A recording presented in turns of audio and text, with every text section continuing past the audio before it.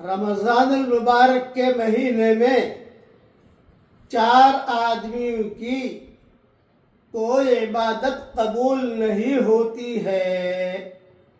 Number 1، ماں باپ کا نافرمان، ماں باپ کو تکلیف پہنچانے والا۔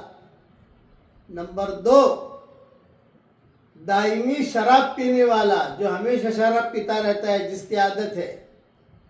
نمبر 3، رشتہ داروں سے لڑنے والا، قطع رحمی کرنے والا، جو صلہ رحمی نہ کرے۔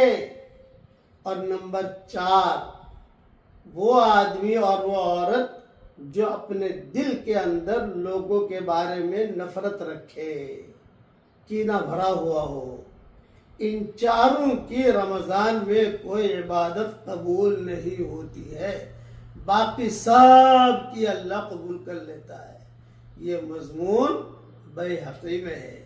اس لیے کسی شاعر نے کہا ہے، لوگ سمجھے مجھے مسکین و حقیر و تنکی، لوگ سمجھے مجھے مسکین و حقیر و تنکی، وہ نہ کہہ دے کہ میری بزم کے قابل نہ رہا۔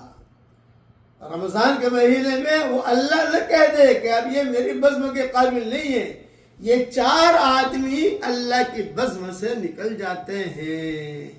اس لیے ان 4 رذائل سے اللہ تعالی ہم سب کی حفاظت فرمائے۔ کہیے آمین۔